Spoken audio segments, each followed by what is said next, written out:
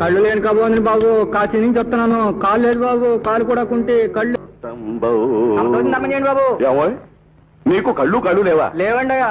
ఎంత దూరం చూస్తున్నావు? కాశీ నుంచి వస్తున్నాను బాబు. ఓరి నీ దుంప దగ్గర కాశీ నుంచి వస్తున్నావా? నీకు 5 రూపాయలు ఇచ్చినా తక్కువేనా? కానీ రొంటిని 5 పైసలు ఉన్నాయి. అది నీ అదృష్టం. తాను దేవుడు తనగా కాపాడాలి బాబు. ఓరి వీడి కళ్ళు లేకుండా కాశీ నుంచి వస్తున్నారా?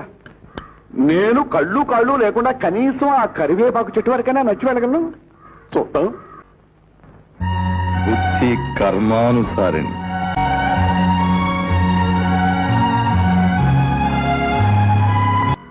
చాలా కష్టమే. సాంబయ్య, ఏమిటి స్వామి ఇక్కడ ఉన్నారు? అటు చూడు.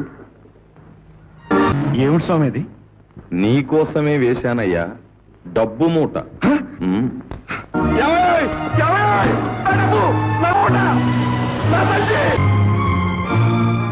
పోయింది స్వామి, నా సొమ్ము పోయింది. అది నీ సొమ్ము కాదు సాంబయ్య, అతనికి చెందాలనుంది, అందుకే నీకు దక్కలేదు.